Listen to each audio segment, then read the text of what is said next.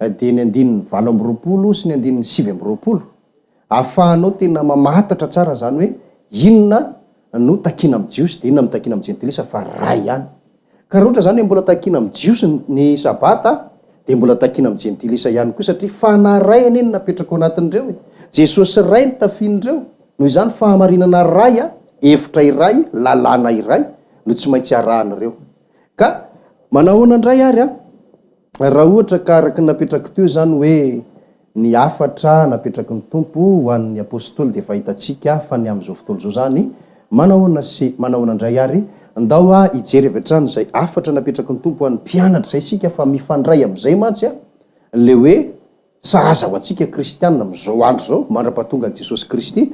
Matio ary 7:20 no vakintsika 9:20 sy 20 avy hatrany. Matio 7:20 dia ny 9:20 sy ny 9:20.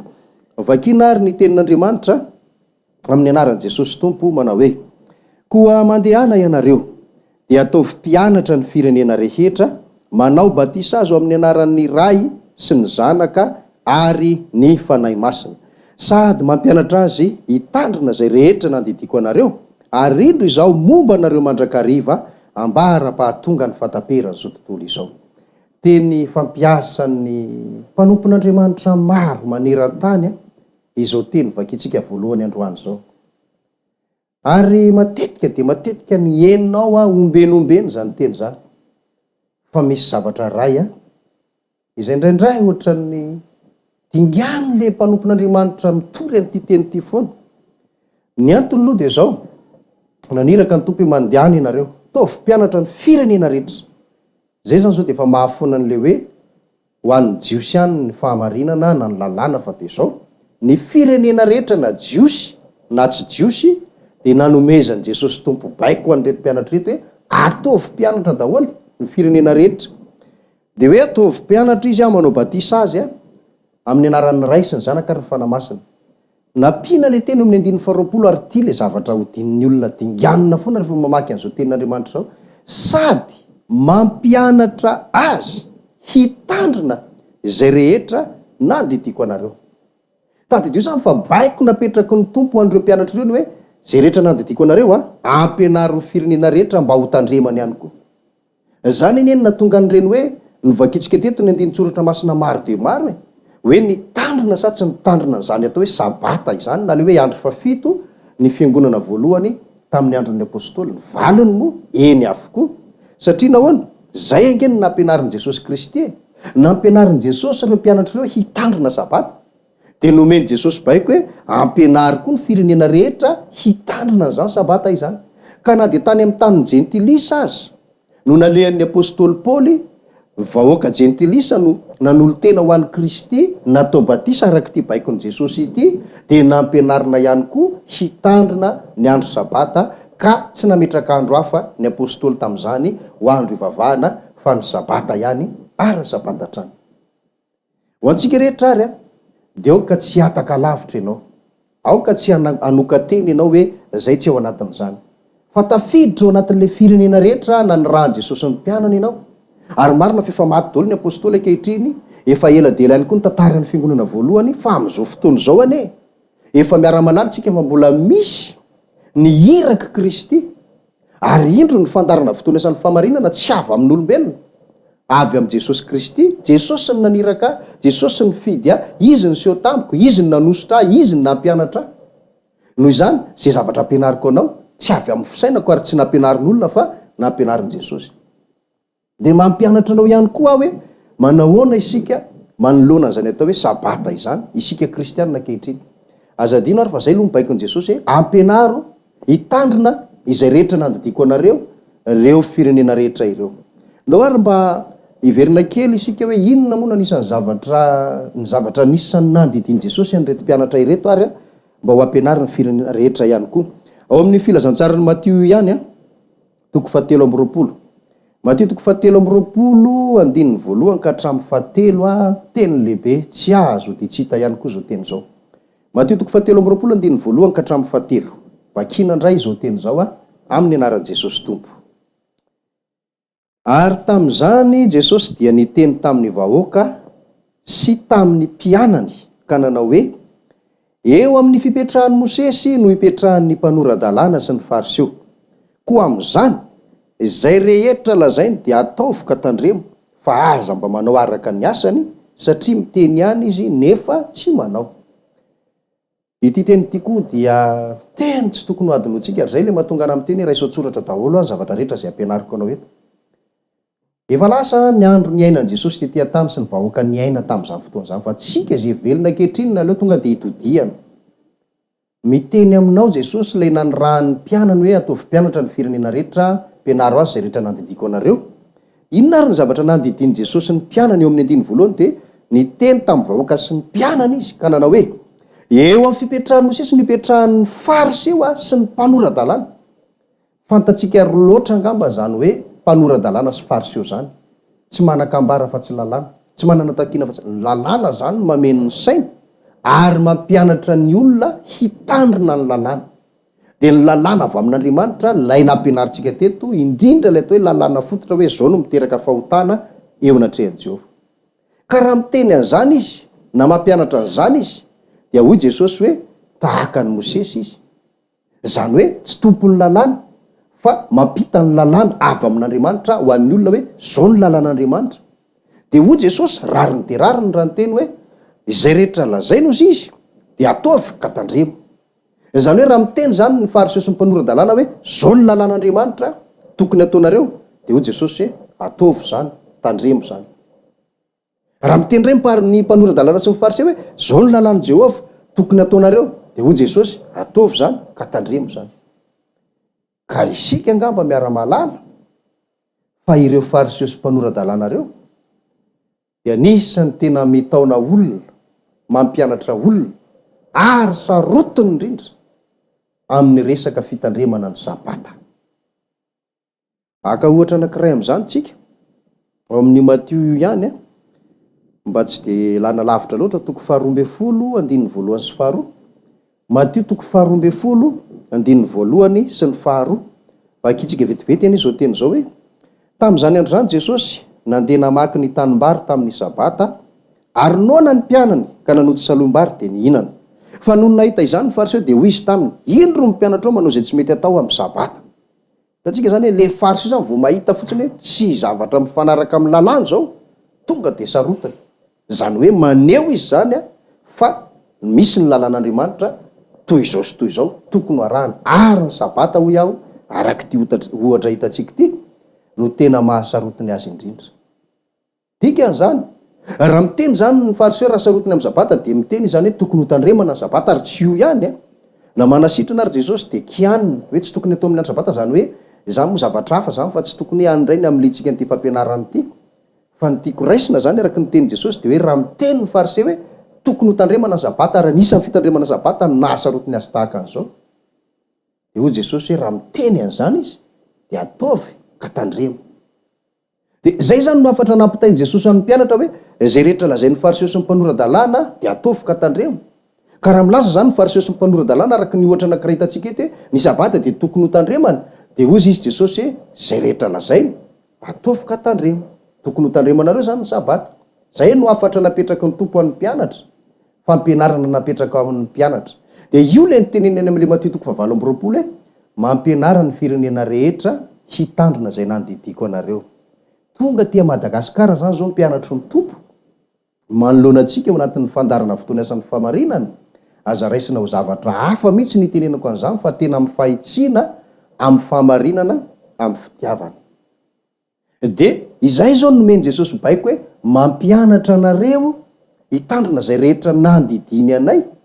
Izy dia tahaka nandidiny amin'ny mpianatra hoe izay ataon'ny fariseo dia tenen'ny fariseo dia ataovy tandremo, dia ampianaro an'izany koa ny firenena rehetra. Ny dikany resaka aiza malala isika malagasy sy ny firenena rehetra dia ampianarina hitandrina ny sabata ary ampianarina ahafantatra fa ny andro sabata ilay atao hoe andro fafito no andro takian'Andriamanitra ivavahan'ny olona amin'izao fotoana zao.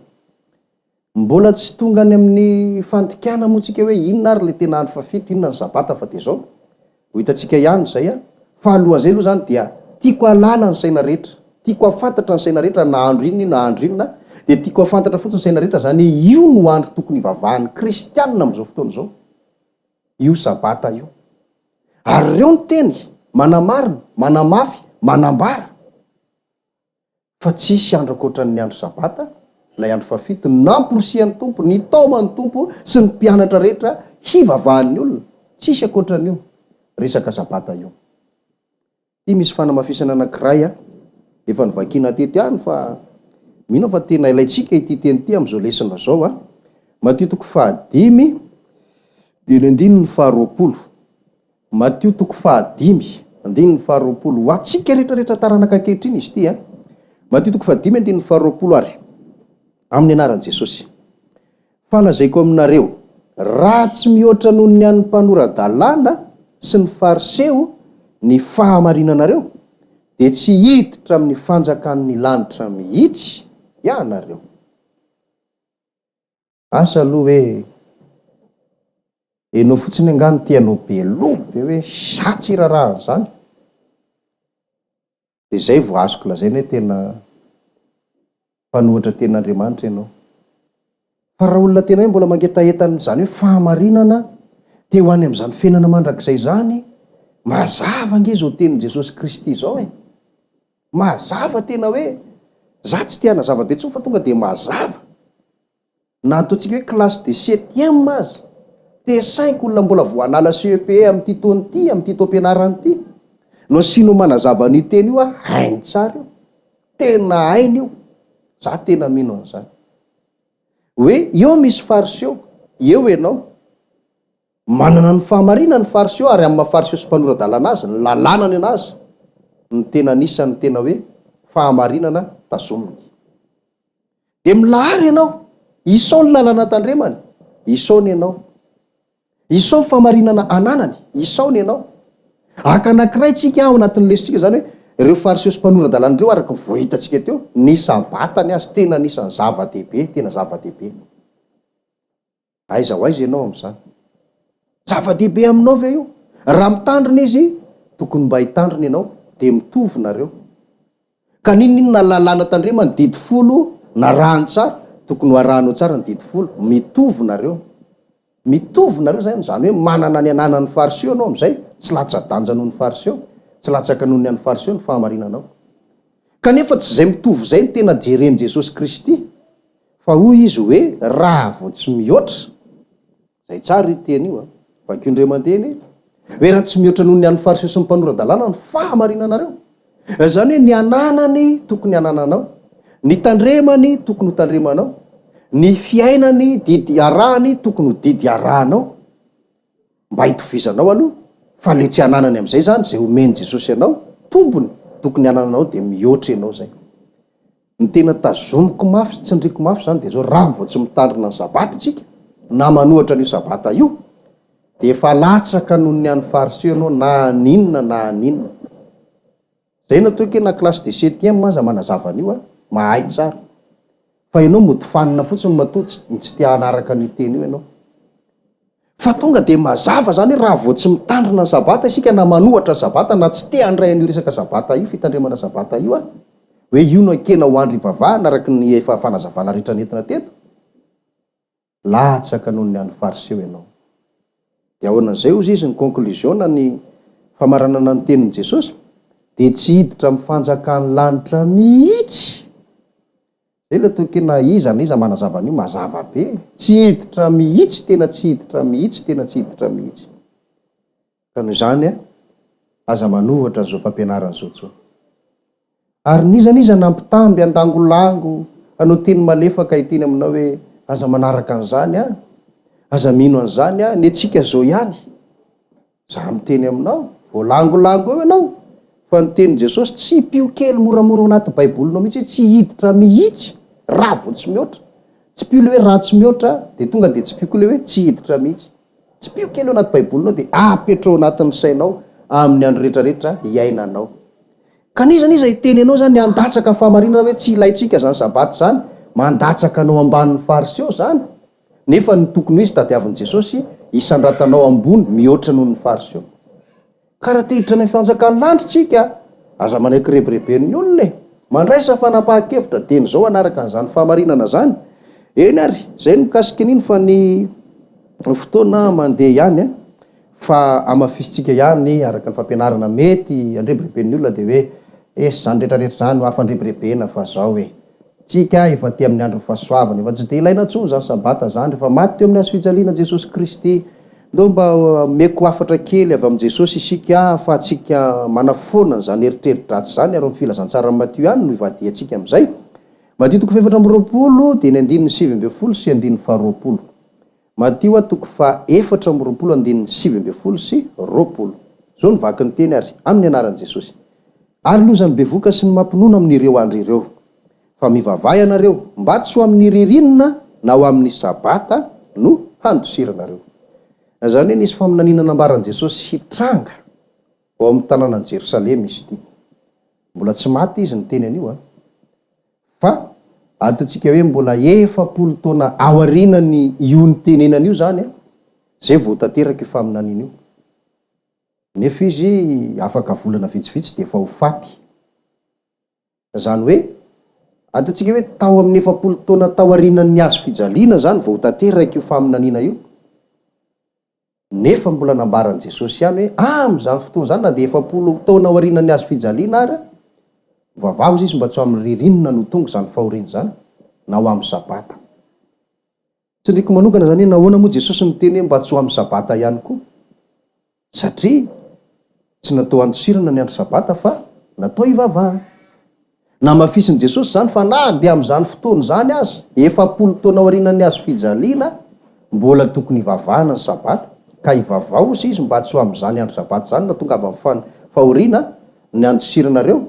Satria raha vao sabata tsy afaka mandositra nareo fa tokony hivavaka fotsiny. Tena tsy hoantsika zany de zao tsy ny farina teo amin'ny hazo fijaliana ka ile sabata fa 70 taona tateo aorianany hazo fijaliana ary mbola lazain'i Jesosy ihany mbola misy io, ka engany hivavao mafy izy mba tsy ho amin'izany sabata zany no andosiranareo.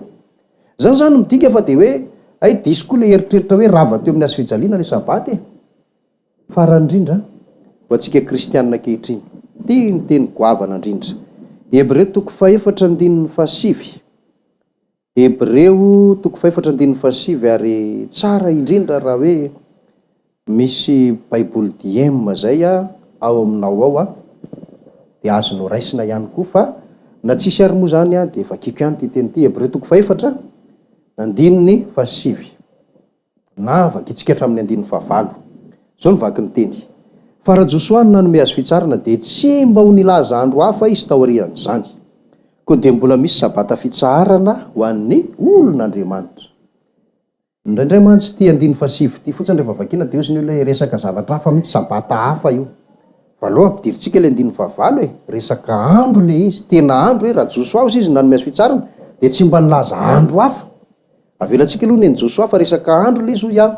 Ka noho izany de zao koa de mbola misy sabata fitsarana ho an'ny olon'Andriamanitra. Tamin'izany fotoana zany inge de efa nahatsinjo sy nahataratra ny fanan'Andriamanitra.